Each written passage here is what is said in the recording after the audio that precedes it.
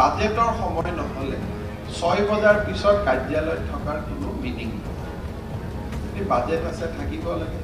6টা বজাৰ পিছত কাৰ্যালয়ত কৰ্মচাৰীসকল থকাতকৈ ঘৰত গৈ পৰিয়ালটোৰ লগত থাকিলে মন আৰু স্বাস্থ্য ভালে থাকে। মই আনলাইক মই বেলেগ মুখ্যমন্ত্ৰীৰ দৰে ৰাতি 9টালৈকে কাম কৰক 10টালৈকে কাম কৰক, কামটো নহয় আড্ডাহে হয়।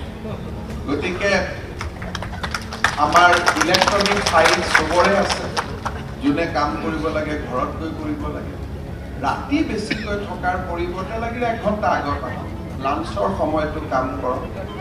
ইলেক্ট্ৰিচিটি বোৰ্ডক মই কৈছোঁ যে আমাৰ অফিচবিলাকত আমি 7:30 বজাত আমি ইলেক্ট্ৰিচিটি অটো ডিছকানেকশ্যন, আমিতো কৈ নোৱাৰোঁ যে আপোনালোকে লাইট বন্ধ কৰক, নকৰি যোনে কাম কৰিব ইনভাৰ্টাৰত কৰিব, কিন্তু যোনে নকৰে আমি এটা পলিচি ডিচিশ্যন লৈছোঁ যে এক্সেপ্ট মেডিকেল কলেজ আৰু যিকেইটা ক্ৰিটিকেল অফিচত বাদ দি এতিয়া মুখ্যমন্ত্ৰী কাৰ্যালয়টো কাম কৰিবই লাগিব, ছেক্ৰেটেৰিয়েট কাম কৰিব লাগিব, কিন্তু টেক্স ডিপাৰ্টমেণ্টত ৰাতি 7টাৰ পিছত কাম কৰা ইয়াত কোনো ভেলু এডিশ্যন নহয়। স্বাস্থ্য বেয়া হয়, মানুহৰ কাম বেয়া হয়, তাতকৈ ঘৰত গৈ ফেমিলিৰ লগত টাইম খৰচ কৰিলে বেছি ভাল।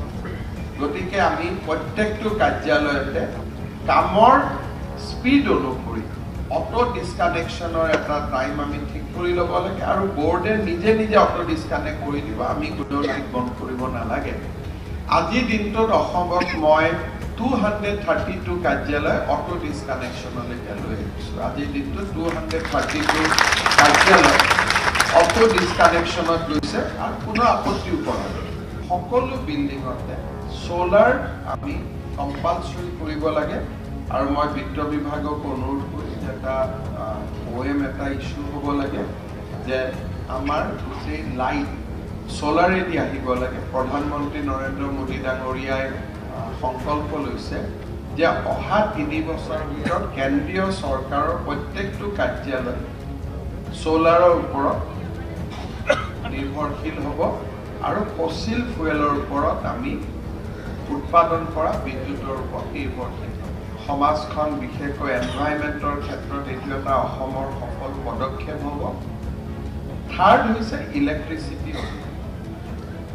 যে আমি ইলেক্ট্ৰিচিটি ইউজ কৰোঁতে ক'ৰবাত 5টা বাল্ব নলগাই 2টা বাল্ব লগালেও যদি সি ষ্ট্ৰেটেজিক পইণ্টত তাক লোকেট কৰা হয় তেতিয়াহ'লে 2টা বাল্বেও যথেষ্ট পোহৰ দিয়ে, কিন্তু নন ষ্ট্ৰেটেজিকেলি আমি হেফেজাৰ্টলি লগালে আমাক ইলেক্ট্ৰিচিটিৰ প্ৰয়োজনীয়তা বেছি আহি পৰিবই। যিমানকেইটা নতুন বিল্ডিং আমাৰ কাম হৈ আছে এই গোটেইকেইটাতে সেই দিশলৈকে যাবৰ কাৰণে মই অনুৰোধ কৰিছোঁ আৰু লাহে লাহে আমি এই বিল্ডিংটো ইলেক্ট্ৰিক অডিট কৰি।